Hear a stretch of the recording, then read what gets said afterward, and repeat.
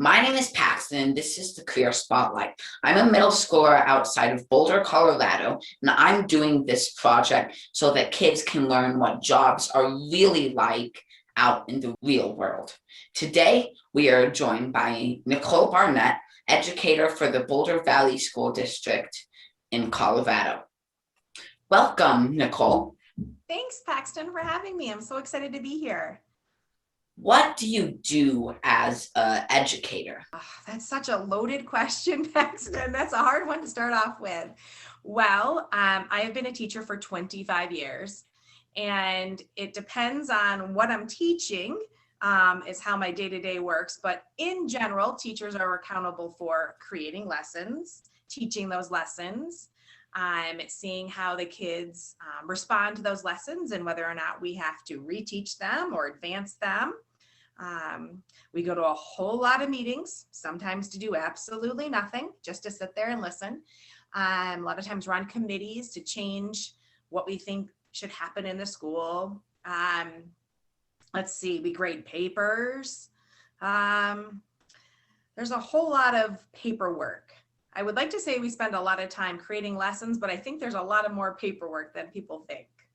That certainly makes sense. Mm-hmm.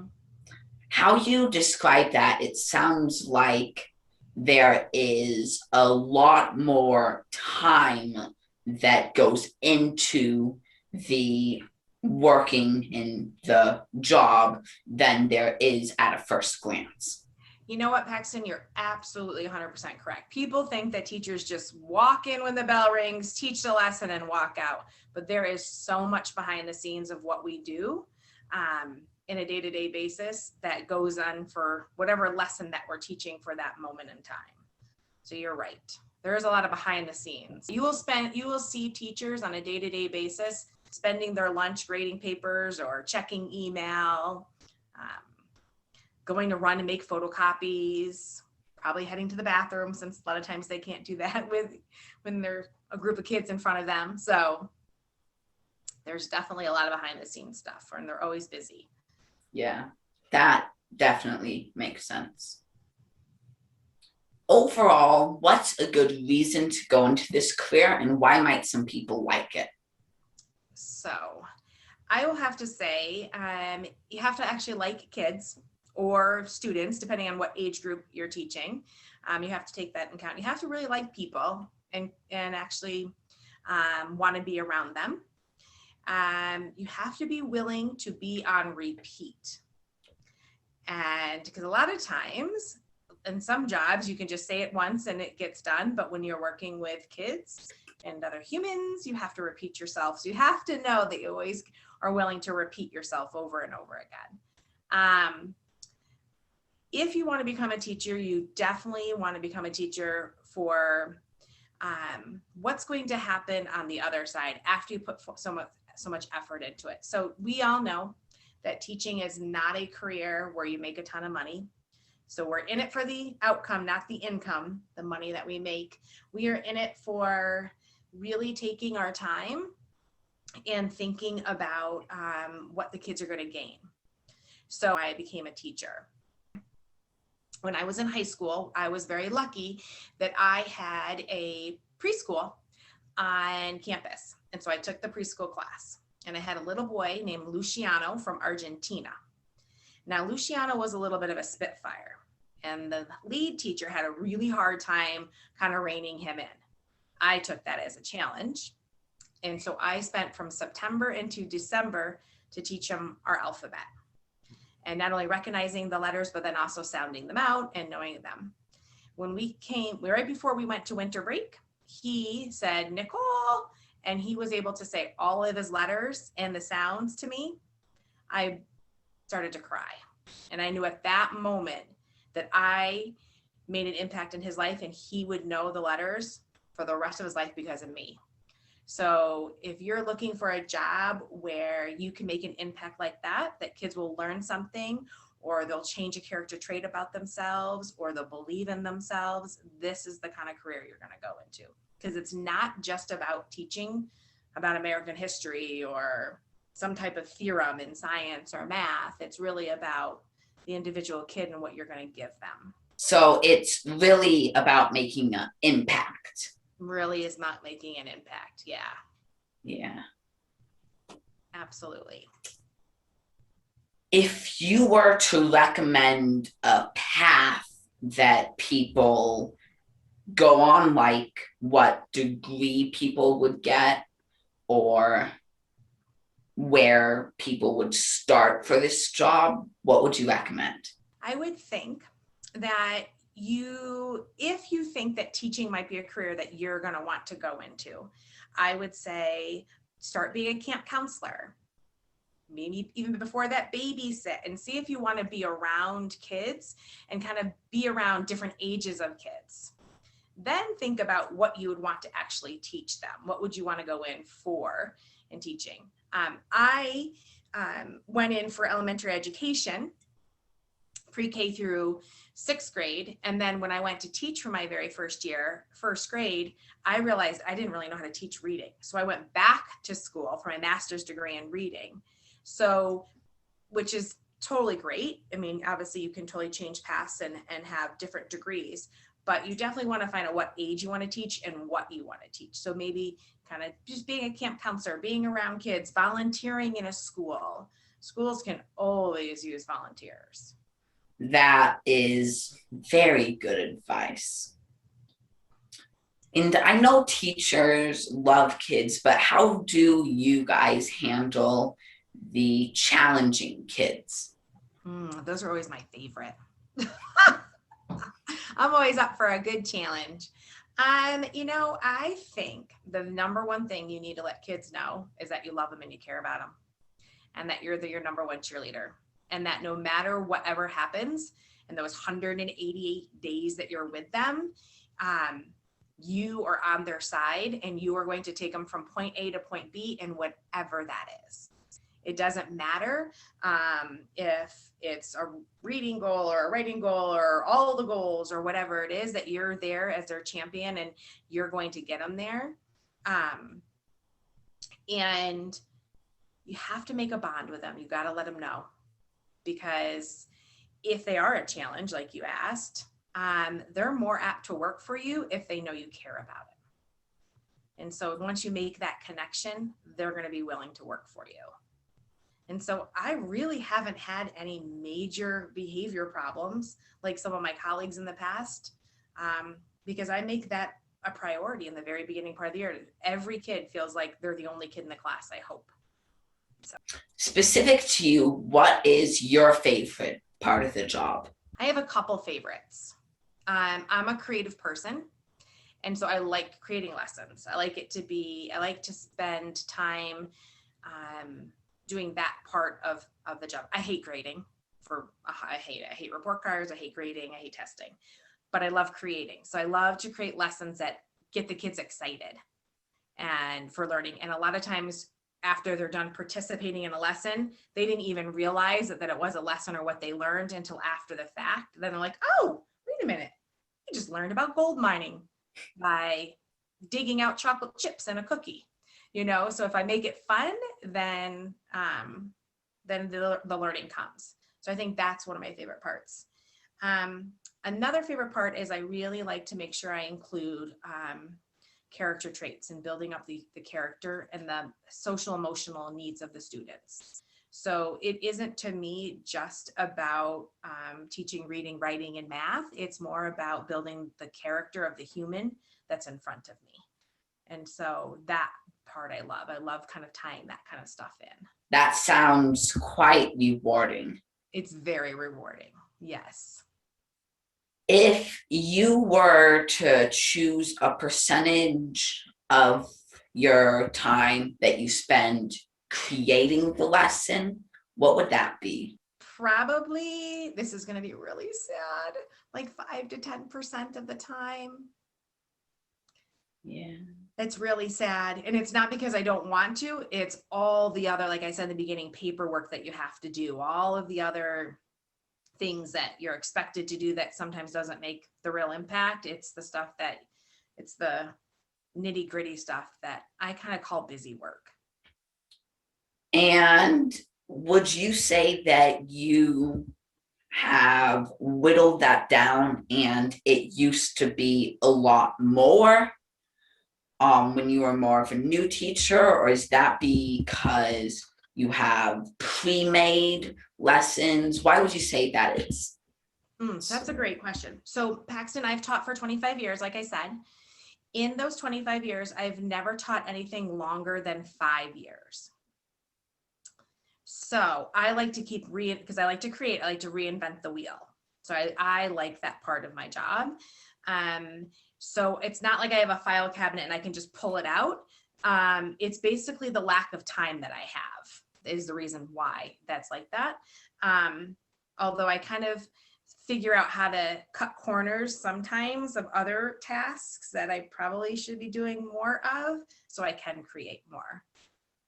Because that's the stuff that the students are really going to remember, right? When they have creative stuff in a classroom or an experience that they've had compared to, you know, what kind of grade they got on something.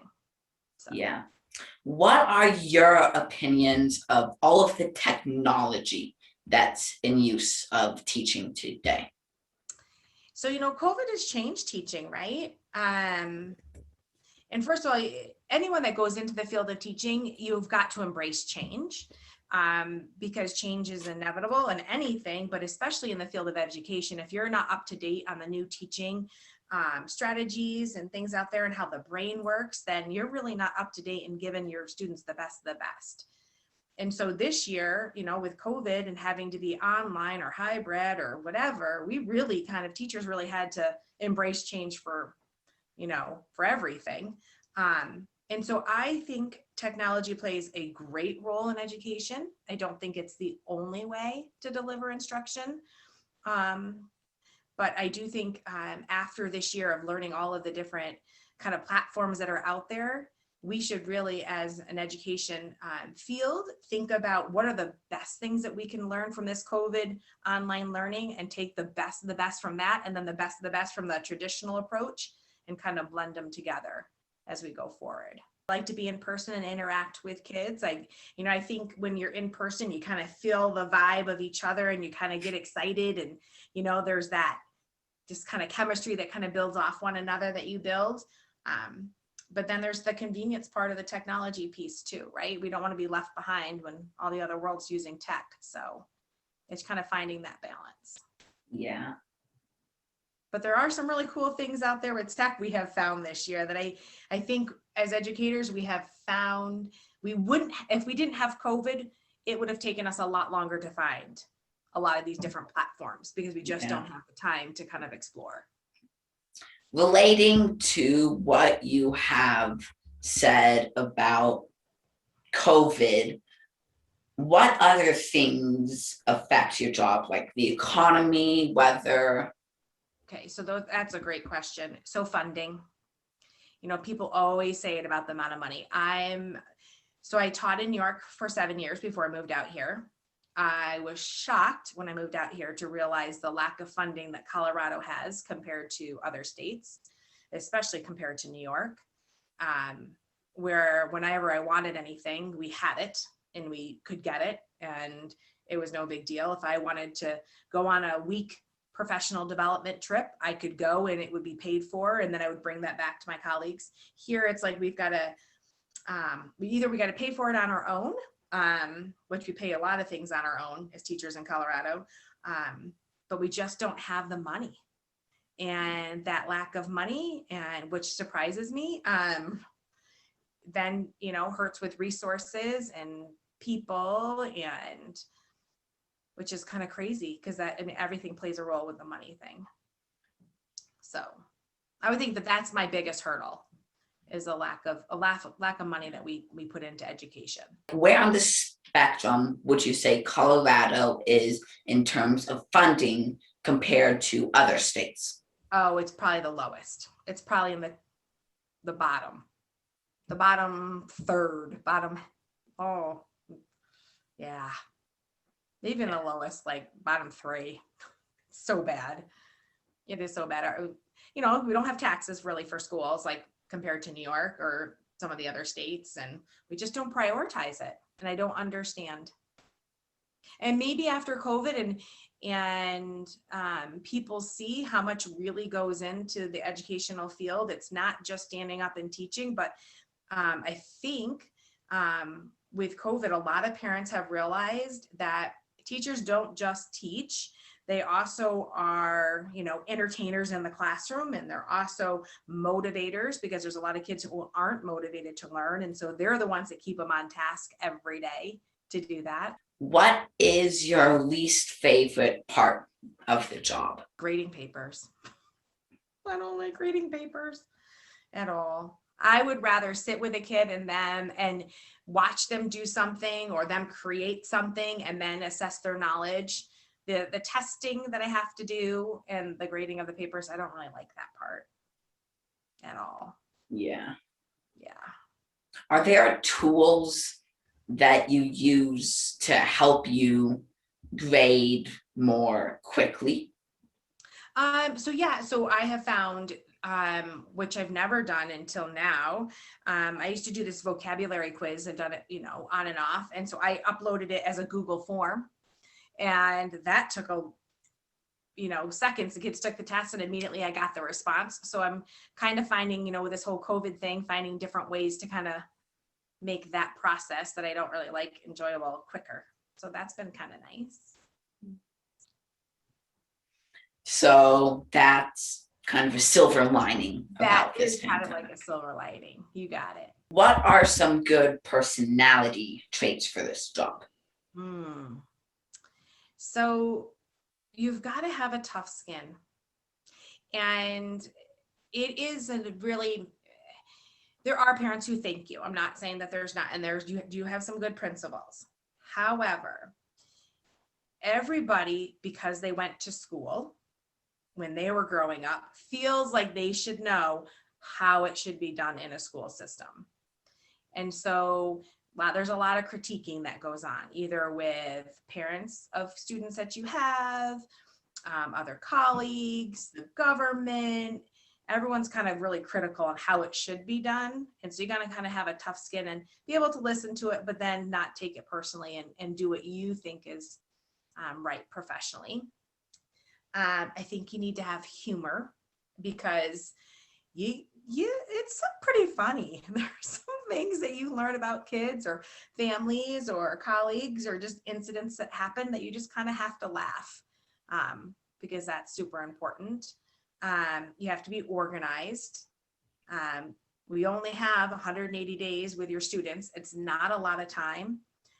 So depending on what you teach, your time is limited. And so you want to, be organized with your lessons or whatever you're doing in the classroom, because you don't have time to waste. I never believed this until I started my first year teaching, that teachers are also counselors and nurses and coaches, and we do wear all those types of hats. You have to be willing to kind of be flexible and know what's the time to actually teach and when's the time to really kind of counsel a kid instead, or maybe kind of be a nurse and take care of they're not feeling well. So you kind of have to have many hats to wear, but depending on what the kids' needs are. So you definitely need to wear different hats. You definitely do. You definitely do. On the flip side, what are some personality traits that wouldn't fit in as well? So if you're not a good listener, or if you're not willing to listen to other people, like your students, it's probably not a good job for you. If you like to do the same thing over and over and over again, teaching's not the job for you, because no 2 days are ever the same. Even though you might have the same schedule, you teach the same periods or the same kids in your class, no 2 days are ever the same. And education's forever changing, it should be, so you have to be willing to do that. So if you don't like change, you have a hard time embracing it, teaching's probably not the profession for you. And if you don't like people or kids, you really shouldn't do this job. I feel like that's a somewhat common misconception, that you guys just teach the same lesson over and over, and it's very repetitive. Yes, I think you're right. I think some people think that it's such an easy job, like, oh, you get your summers off, you get vacation. It's such an easy job. You could just pull out the lesson plan that you did last year. And the best teachers don't do that. I don't think I've ever taught the exact same lesson the same way. And even teaching middle school, when I had 5 periods of the same class, I delivered that lessons 5 different ways because the needs of the kids that came in were different. So you should kind of change your lesson according to the needs of the kids. If you could make one request of all of like the parents and the entire board, what would it be? Oh, one request. One thing I would love to kind of change about our educational field would be to give us time during our day to do that professional growth that we need to do. So on my own time, which I don't mind, but when we say own time, a lot of times people talk about the contract that teachers work. But at nighttime or on a Saturday morning, I'm picking up a professional journal and I'm watching a webinar or reading the journal. But I don't have the time to talk to my colleagues about what I've learned, or to have them read something and talk about what we've learned. And so to get better at my craft to teach, I feel like I need to have those conversations with my colleagues. And so I would like that carved into our workday or time for us to be able to make that a priority. And I don't think in our American schools, we do that enough. I think a lot of schools in other countries make that a priority for teachers, but in America, we don't prioritize that. So if we could have the funding to figure out other teachers that could be in front of the students, because someone's always got to be there, right? To figure that out, that would be really important.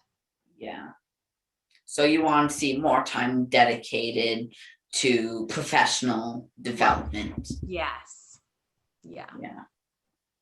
What would be some words of advice for people who would like to go into this job? Like, how long does it take to advance? What's the stress level? Okay. So it's a stressful job. However, I think all jobs are stressful. It's what you deal with that stress and how you deal with it is a key thing. If you love what you do, then it's not a job anymore. I have always said this. I haven't worked a day in my life because I'm teaching and that's my passion. So I kind of just let the stress roll off my back. Now, when you talk about advancements or money or degrees, where I came from in New York State, I got my undergrad degree in teaching elementary education. But in New York, you had to get your master's degree. I think it was in the first 5 years. Out here, that's not a requirement. And so most school districts, you kind of just cap out. If you just get your regular 4-year degree, you kind of just cap out and you only kind of get an increase of pay based on the typical standard increase of living wage.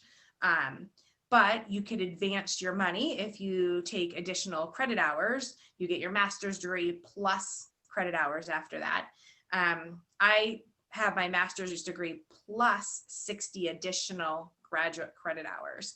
And plus I've been teaching for 25 years. So the way you could advance or make more money is to make sure that you have maxed out the amount of credit hours that your school district allows you to do. That's a lot of extra training. It is a lot of extra training. I was so funny, Paxton. I was just saying to my family, God, I would love to go back to school and get another degree. And my husband's like, I think you have plenty. But as a teacher, one thing, this is something I didn't mention. You have to be a learner. You have to be willing to learn because you know what? As teachers, we don't know it all. and we're never going to know it all. And so we have to make sure that we're willing to learn as well. And I learned so much from my students. So that's a quality or characteristic you want to make sure you have. That is all of the questions. Thank you so, so much for joining me. Is there anything else that you want to add? I guess I would just say it again, that when you're thinking about careers, do whatever you can to go in, volunteer, observe, get the feel for it, because that's, and kind of just get in there, and because that's what you're going to see the realistic part about it.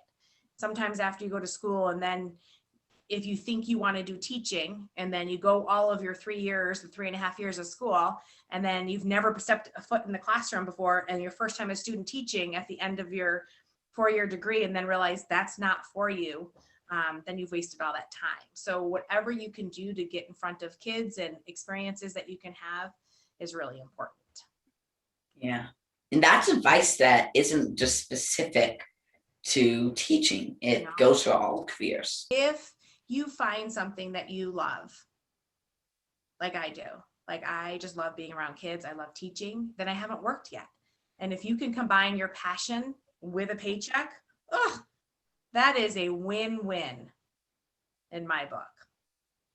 So remember, if you want to hear more about different jobs, go down there, hit the subscribe button, hit the bell icon so you never miss another video, and suggest in the comments who I interview next.